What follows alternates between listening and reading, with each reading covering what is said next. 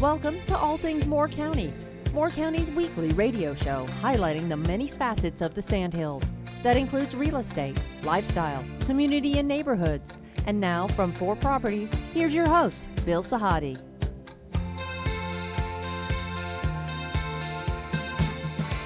Good morning and welcome to the talk show, All Things Moore County. Dorothy, you know, it's interesting. We've been doing this show now for 16 years. But it gives us the opportunity to welcome back old friends. Yes, it does. Who have stories to tell, and it sort of gives us a chance to reflect. My guest today is author Teri M Brown. Mm-hmm. Teri first appeared on the show back in 2022. Teri has some strong Moore County roots. She lives down at the beach, but she has her children and grandchildren who live here. And back in 2022, she came on and introduced a book that she wrote called Sunflowers Beneath the Snow. Yep, I remember that one. Do you remember? I do. It was at the time the Ukrainian conflict was taking over our screens on TV, no different than it is today, for different reasons. But Teri, back in 2017, had a seismic shift in her life, and she started pursuing a career, a second career, or a second story that has blossomed, that has resulted in 3 historic novels, that has resulted in many book club awards, so many that it would take the whole show just to go through them all. Teri is in many ways a transformational figure because she decided to pivot 7 or 8 years ago, and she has created a life that is characterized by the historical fiction that she's written, the character development, which has been her forte. But life has taken on yet another seismic shift, and that's the reason that you're here today. You will just say, you know, we followed Bruce, your social media posts over the years. We knew he was ill, and we saw that your husband passed in January of this year. So you have had 7 or 8 years of maybe more pivoting than you ever thought you would have to do. Yeah, in fact, I'm kind of not sure how happy I am about this kind of pivot right now. I'm going to do it. I have to do it. But it's not something I had planned on. Right. I had not planned on another pivot again. You know, when I pivoted before, I'd gotten out of a really bad relationship. I met Bruce. I got into a really good relationship. I started writing. Things were going my way. And then he developed glioblastoma, which is an incurable brain cancer. And from that point on, we knew what the ending was going to be. We just didn't know when.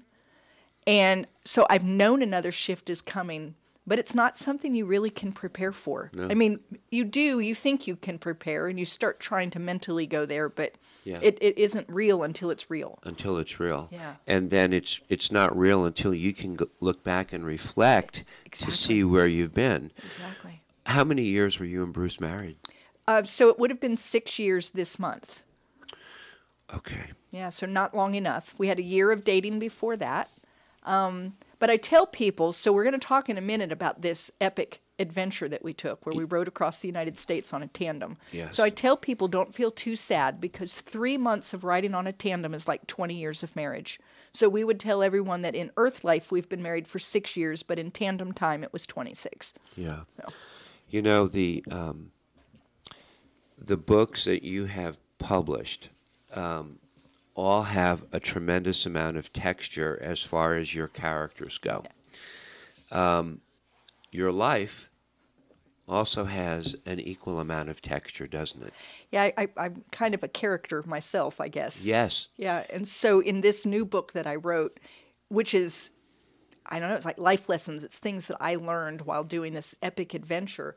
People have asked me about this because I tell everyone that I am a character-driven author. That's right. And so they say, well, how does this book fit in? You're the character. Yeah, I said I'm the character in this one. The name of the book is 10 Little Rules for a Double Butted Adventure. And I know there's a story behind it. It's certainly catching, and it's certainly different from the three books that you've written.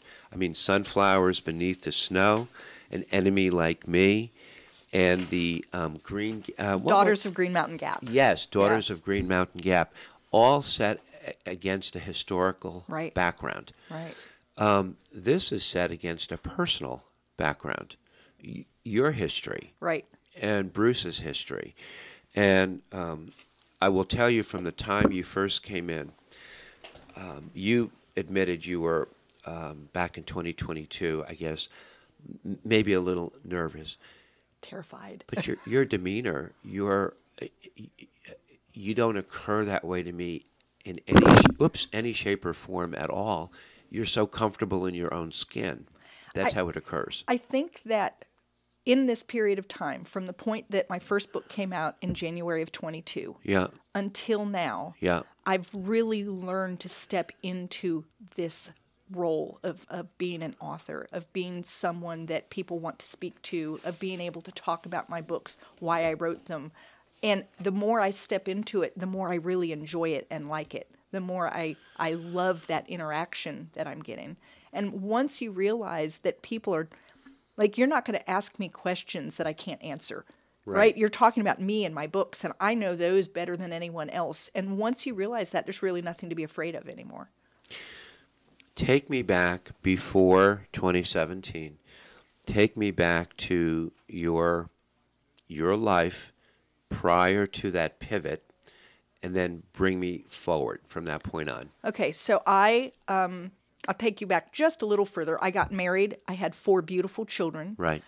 Their father and I are friends to this day, but we were not good marriage partners. Right. And we recognized that. We divorced. I remarried, and that was not wise on my part. That wasn't a good decision. I didn't know it at the time, but it turned out not to be a good decision. He was emotionally abusive.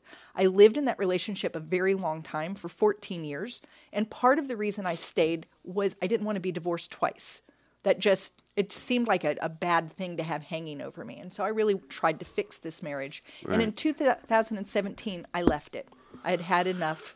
I won't give you the details, but I just decided enough was enough, and I walked away. Safe to say that you gave up on keeping up with the Joneses. Yes, I was done. I was done with doing that. And I thought, you know what, I would rather be a twice divorced woman than stay in this predicament that I'm in. Well, when that happened, I had already been thinking I wanted to write. It was already something that was in me, but I was afraid to pursue. And as soon as I got out of that relationship, I tell people the words started falling out of me. Like they're just falling out of me. But I was terrified to let anyone see them. So I'm writing manuscript after manuscript, but they're going nowhere. Right. No one can see them. Right. And it wasn't until 2020 that I've now met a new man, Bruce. We get married, and we decide to go on this epic adventure across the United States on a tandem bicycle. So we rode from coast to coast.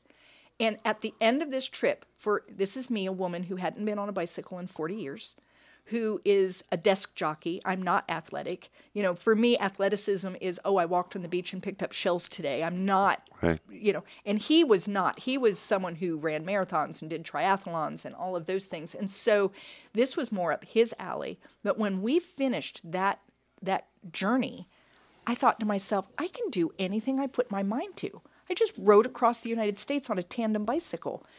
It's not a matter of, can I do something? It's a matter of, what do I want to do? And I said, I want to be an author. And 14 months later, my first book came out. So you met Bruce what year? So I met him in 2018.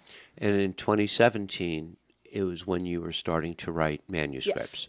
Yes. So all of those changes, for the majority of those years between today and back in 2017, there was your writing and there was your husband. Yeah. Together. And now they've been separated. So, I still have my husband in my memories, but he's not there with the writing. In fact, I had something happen when the book came out on February 14th, which was just super exciting to have this come out, and he had passed already. He'd been gone about a month. And on that day, when the book came out, it was considered a #1 new launch because of how it was selling. And I was so excited, and I jumped up and wanted to run and tell him, realized he wasn't there, and was so immediately sad. And I thought, how is it possible to be this excited, this, wow, look what just happened, and this horribly sad at the same time? And I think that's kind of what I'm going through right now, is trying to reconcile those two parts of me. This whole process and this entire podcast tour that you may be doing, much of it has to be cathartic. It is. Right? And you do what you have to do to keep your feet moving in front of you, one at a time.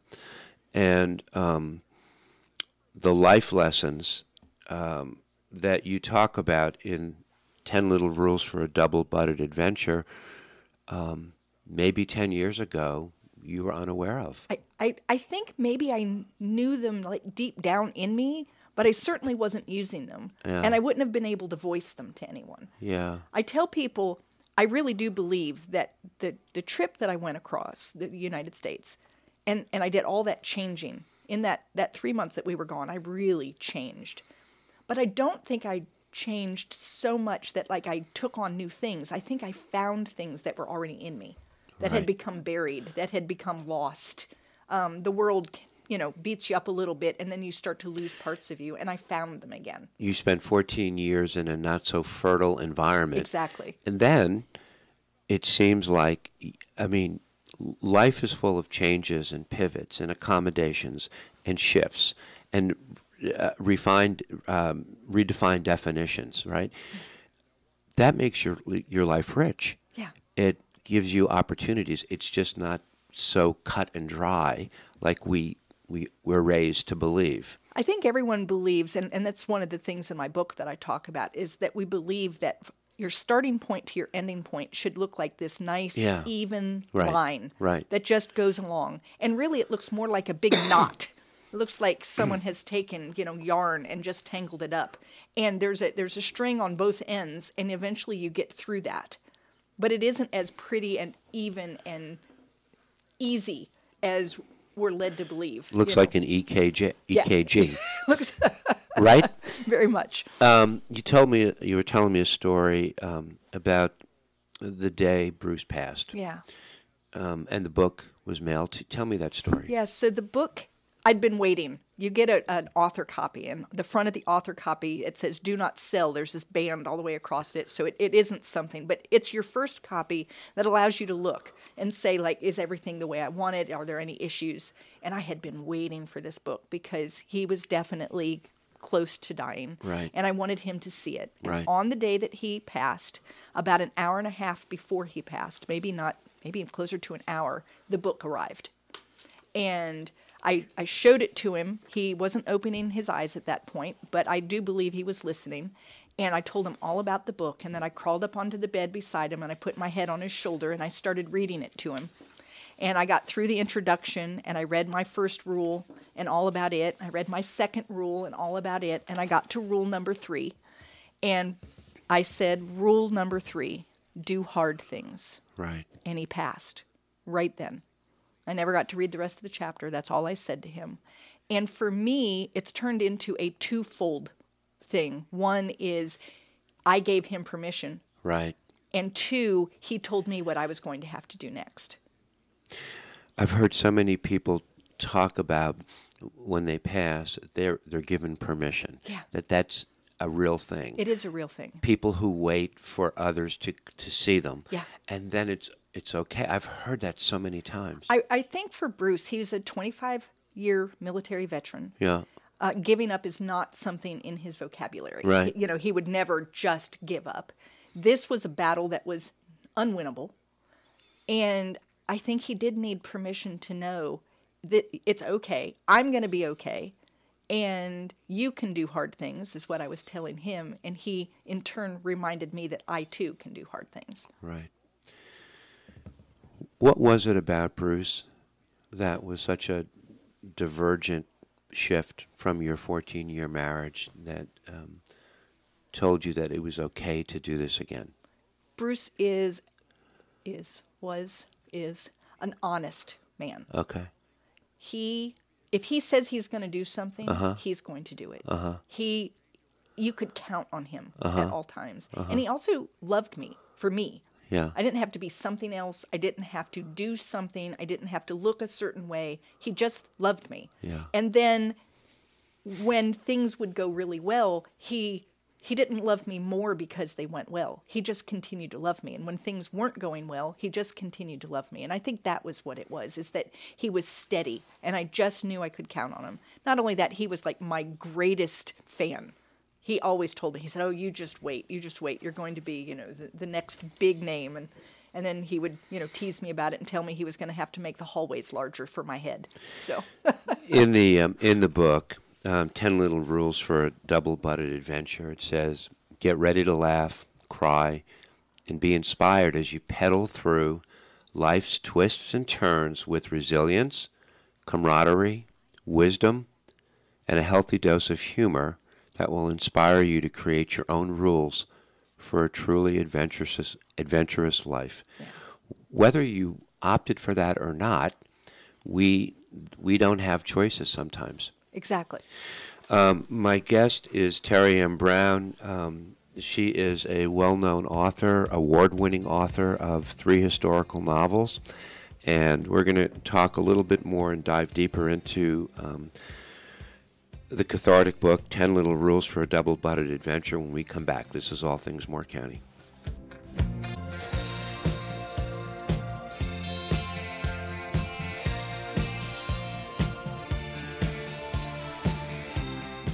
Welcome back to our second set of All Things Moore County. Our guest for the show is author Teri M Brown. Her 4th book is called 10 Little Rules for a Double Butted Adventure. And following 3 historic fictional novels, she has now thrust herself into the forefront as you're the 4th character in your, it's not a trilogy. What do you call 4? I don't even know. I don't, a series, I guess. Maybe, I don't know. Maybe a series. A quadrilogy. It's we talked about the fertile environment of your relationship with Bruce, maybe compared to what preceded that was not so fertile. But you're on a, in many ways, a growth spurt, an awareness spurt. You've been dealt a couple of situations that have, I guess, prompted you to put this book together. Yeah. Do hard things. That's the note that you put in the book. You've got lots of different chapters in the book, and it chronicles the time that you and Bruce spent together doing things that you had never done before. Aren't you now, can you look back and go, was the best thing that we ever did together? Yeah, it cemented everything that was good about our relationship. Right. And it kind of highlighted both of us when we were at our best, doing something that was super enjoyable. And then for me, personally, it was extremely healing.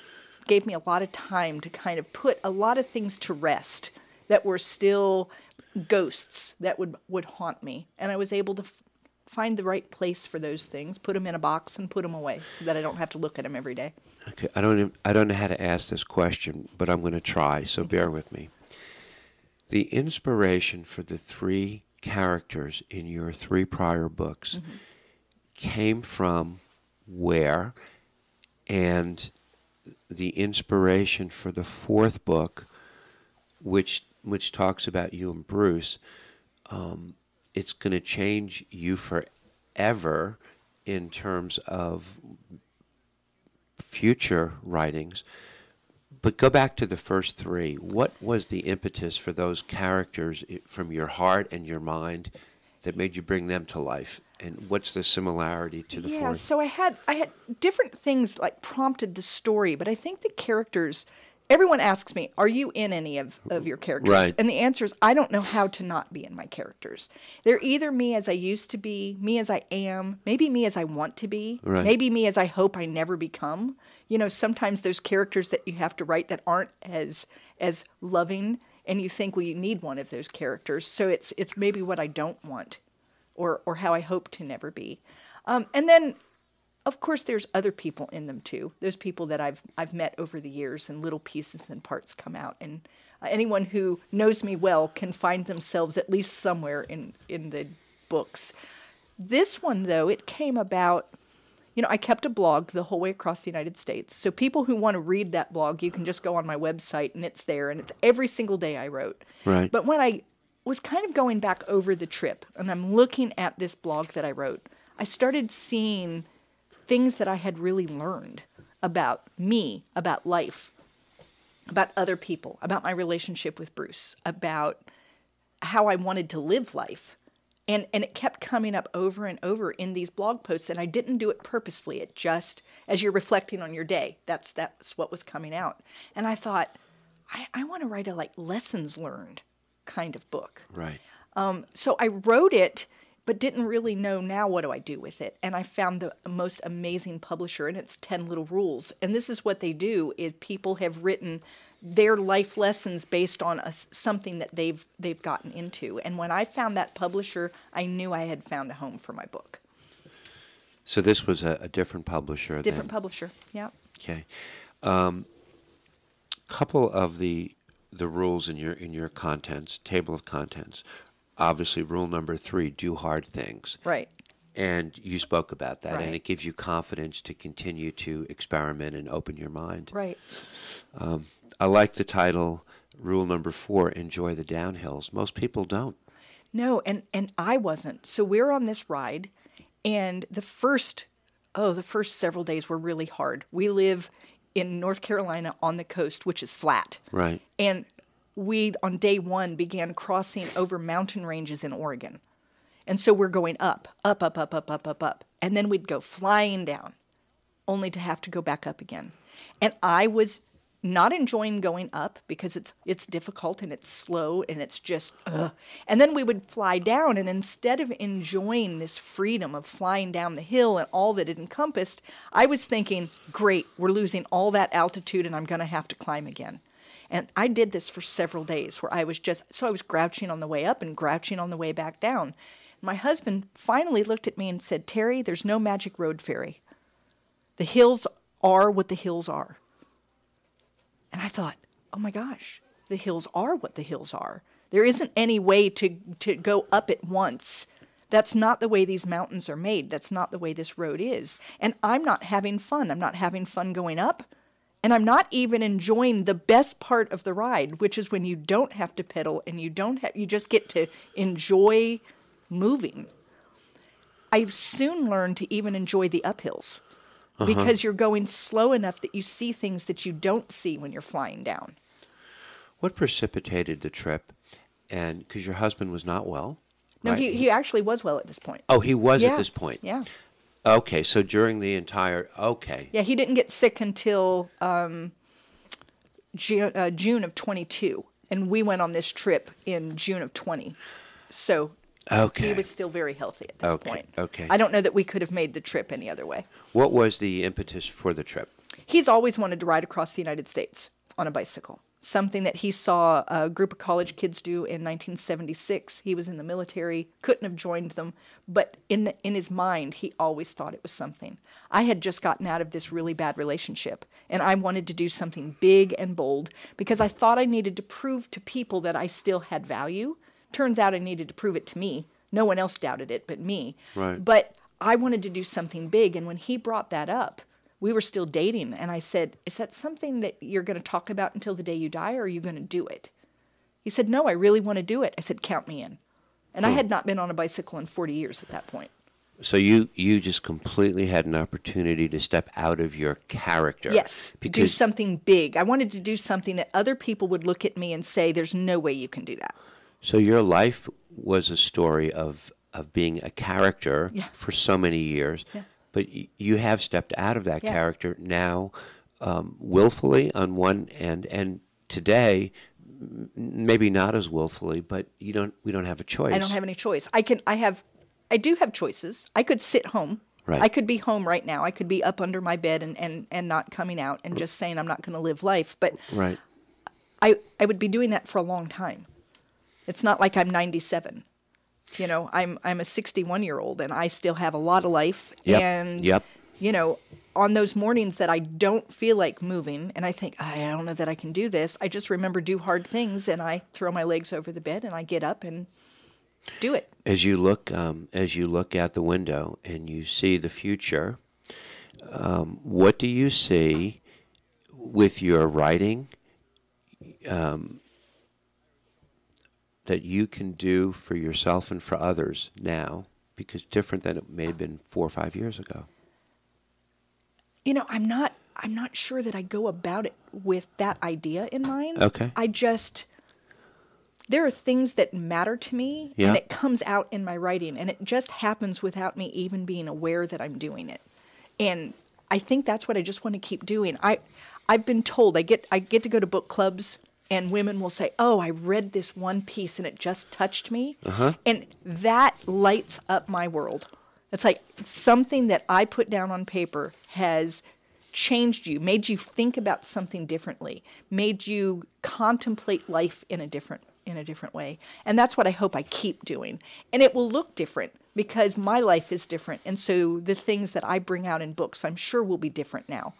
You know, I haven't had enough space between his passing and now to know what that's going to look like. Right. But I'm no longer the same person I was 2 years ago, 1 year ago, even 6 months ago. That's right. Which means it will keep reflecting in my books. Yeah, I've told this story before, and it reminds me, just listening to you, my father used to tell me, every day you wake up and you have a full plate, do not complain. You're very lucky. Right. And when he said it, of course, I thought he was wrong, and I was going to prepare a book report to tell him why. And, of course, he was right. And but every day you wake up, you do have a full plate. And wherever it takes you, right? Right. And I think I'm more open now to that being the case. Yeah. That I can be okay with, I don't know exactly what my day is going to hold or my week's going to hold or this year's going to hold, but I'm okay with that. Is it safe to say that with each relationship that you've had in your life, it's put you in a much better position going forward than the previous two? Yeah, I think so. I mean, but isn't that true? I think most people, like if they're willing to see what they've learned from it. Right. Because even when you're in a bad situation, you can learn things that help you grow and become and move to that next phase in your life. You mentioned, and we're going to come back and talk about this in the third set, there's another opening for you as a keynote speaker, which was something that probably you had never entertained. Never entertained. In fact, 3 years ago, if you had told me that I could be on a podcast or on a radio show, I would have said, there's no way. I'm too terrified. I get too afraid. And now I'm actually, looking at keynote. Do you remember the first time you and I spoke on the radio show? Oh, I was terrified. Okay, well, I probably did a terrible job of putting you at ease, but... No, I was terrified even coming in. I sat out in the parking lot for 10 minutes before coming in trying to breathe. I was terrified, absolutely terrified. It had nothing to do with you. It had everything to do with me. So today, look where you are. Yeah. Look, I mean, how far you've come. Yeah, and I feel very at ease, and I prepared before I came to the first one, like really prepared. Like Right. And this time I made sure my hair was combed and... Right. It's just a different feeling It's altogether. interesting you say that because I prepared also the first time, but not this time, because the comfort level is very self-evident that it's just a conversation, right? Right. Let's come back in set 3. Our guest is Teri M Brown, author, somebody who is at the precipice of, I think, a couple of more openings in her life, the changes that are coming, and the reflections and perspectives that she has garnered. This is All Things Moore County. We'll be right back.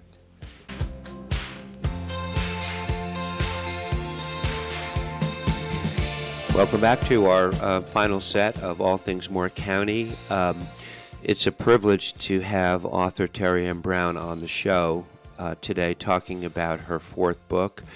But it's more important to applaud you for your willingness to share your journey. It takes courage. It takes guts. It keeps us young. It keeps us on the balls of our feet. And the curveballs that we get in our lives as we grab that baseball bat and get to home plate, we don't know where the next pitch is coming from. Yeah. 15 years ago, you'd have just stood there at the plate and been called out on strikes and not even felt it. Today, you feel you're completely like embracing these changes as opportunities and enjoying the downhill days. It takes courage, and so my hat's off to you. Your comfort level is like off the charts. 2 months after losing your husband and having the ability to come and talk about this portends that there will be a lot of opportunities in the future for you that you may not even know exist yet. Yeah, I was on a podcast a couple of weeks ago, and when the podcast host ended the podcast, he kind of gave me the signal that he wanted to talk to me after, and he said, "Why are you not a keynote speaker?" Right. Because I don't know how to even start that. I don't even know where to go with that kind of thing. And he said, "We need to talk." So I do actually have someone I'm talking with, but 3 years ago, I wouldn't have even been able to contemplate giving a keynote because I would stand up to say something in front of an audience and the whooshing noise in my ears was so loud I couldn't even hear myself speak. And I would sit down after and have no idea what I said. Like it was horrible, and I was so terrified. And the very first podcast I was ever on, I didn't eat all day long because I felt like I was going to be sick, and I was just terrified. Right. And now I actually just really enjoy comb your hair and go. Yeah, I comb my hair and go, and I enjoy it. I mean, I really, really like it, and the idea of doing keynote actually is exciting to me. So I'm hoping maybe I will have a chance to start doing some speaking assignments. I would love that. So a keynote speaker is one to set a tone and to inspire, and to put a block out there and say, "This is what I stand for." This because other people will look to you for definition, right? Where they may not have some, right? Have you had any exploration about the type of topics that you would be speaking about? I mean, I think that it would be a lot to do with this ride and the things that it taught me. This idea of resilience and the idea of being able to find joy in the adventure and the idea of putting yourself outside of the box to find adventure. And I don't mean adventure like everyone needs to get on a bicycle and ride across the United States, but adventure like you decide maybe you want to change occupations, or you're going to start or end a relationship, or you're going to move across the country, or you're all of a sudden find yourself as an empty nester. And now you're having to figure out what to do with all of that time and what is that going to look like. All of those things can be adventurous, and that there's such joy in that idea of moving beyond where you are. And I think that's kind of where my message is going to be. Your rule 7 in the book is set aside fear. Yeah. A lot of people don't. Right. And it's fear can stop you dead in your tracks. Right. I mean, it can keep you from doing anything. And I look at the fact that I got on my first podcast and my second and my third and kept doing it despite how terrified I was. And it didn't stop the fear immediately. Just because you say, well, I'm not going to be afraid, that doesn't work that way. But what happens is the more you face it and do it despite the fear, that's where courage is. Courage isn't about not having fear. Courage is about doing it anyway. People admire people who can do that, who can step through the fear and see what's on the other side. Because there are life lessons there. There are perspectives to be gathered. And tell me about the relationships you formed, you and Bruce, with all the people that you met on your trip. So when you're riding across the United States on a bicycle, you're very vulnerable. You're very open, right? And we went during the summer of 2020, so it was COVID summer, which made it even crazier because sometimes people were a little afraid to approach. But generally, because we were outdoors, we would meet people and talk, and we formed immediate connections and things that were pulling people apart. That was a year of real political unrest. That was a year of, with... Unlike today. I had to throw that in. Unlike today. It was very polarizing in terms of even how you felt about COVID and what to do with it. Right. There was a lot of racial tension. There was a lot of stuff out there, and yet we didn't experience it. Because we would make these immediate connections with people, and it made me think about people very differently. If you watch the news, you would think that the world was going to heck in a handbasket without... Right. I mean, that's what was happening, and we didn't see it.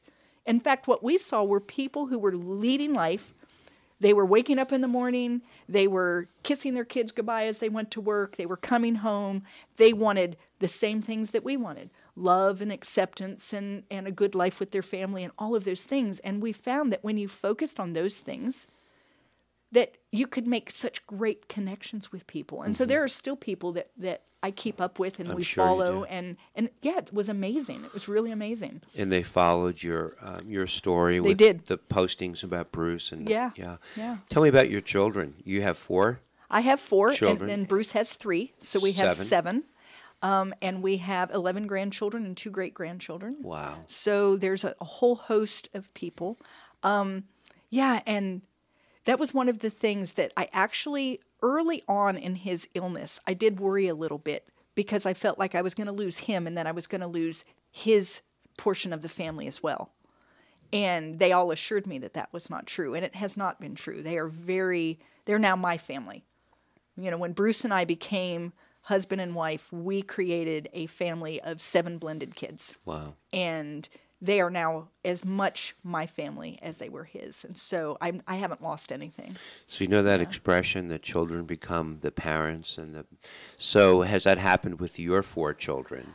A little bit. I mean, there's definitely, I think everyone's worried. Yeah. And it is hard, and they know it's hard. And Right. I've lost a significant person in my life. Right. And they do want to make sure that mom's okay and take care of me. But I Right. think that they're starting to see that mom's going to be okay. Right. Just like I told Bruce. Right. I assured him for many months that was I going to be okay on the day that he passed? Probably not. Right. And would it take me some time? Yes, it would. But would I be okay? And the answer is yes. And part of the reason that I'm able to be okay is because he helped teach me to be okay. Yeah. That ride made me really believe in myself. I am capable. I can do these things. And even if it doesn't look like what I had hoped it was going to look like, my hope, of course, was that Bruce and I would be doing this together, right? And I don't get that. But that doesn't mean that I can't still go forward. So I've admired my brother from afar. He lost his wife 3 or 4 years ago. She was 61 to ALS. And he's gone through some counseling, and he's been doing some volunteer work. And this is the anniversary month, March. Yeah. And I see him coming to terms with everything, and everything's integrating well. But there's always that wistful thought and remembrance, and he celebrates her in many different ways. But it seems like a healthy way to deal with it. And he's 3.5 years into it. You're just a few months, right? So I think that a lot of people have the idea that grief is something you get through. And it's not. It's now a puzzle piece. It's part of me. Part of you. And it's not something you get through. It's something that you learn to live with. Mm-hmm. Mm-hmm. And it's that learning process can be a little shaky and difficult at times, but I will always have grief for having lost him. That's right. Not something that gets to go away.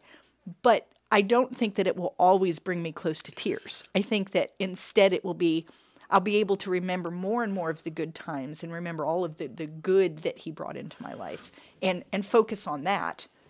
And the grief will always be there. Right. You don't get to leave it somewhere. No, it may not sit on the front of your shoulder, but maybe move to the back. Right. But as a writer, with a fertile mind and in coming out of a very fertile environment, do you foresee? I mean, the opportunities to continue to write are probably so much more wide open today than they were 7 or 8 years ago. They absolutely are. I've got a manuscript I'm writing right now. Okay. I have a children's book that I hope that I'll have out maybe later this spring. Okay. I've decided I don't like being in a box. And so although I write a lot of historical fiction and actually have another idea for one, I don't want to only write that. I want to write what is on my heart. And so that's kind of what I'm doing is like whatever that is, I just go for it and see where it takes me. So I said at the beginning of this set that I applaud you. Yeah. And I do. I applaud people who take chances, who work through fear, who try to get to the other side because the possibilities are endless. They are. And they feed you and they keep you going. And I have a feeling if people go to your website, TeriMBrown.com, they can stay in touch with you. Absolutely. Keep up on your keynote speaking, your podcasts, some of your inspirations, and because there is a rich texture to our lives, although it's not set up maybe the way we wanted it to be when we were, right? Right. But nevertheless, the better the texture, the better the experience. I think so. And it's great to see you, and I have a feeling we will have reason to get together again here down the road pretty soon. Thank you so much for having me today. It was a pleasure, and it was great to see you. Teri M Brown, this is All Things Moore County. Everybody have a great week. Thank you for coming.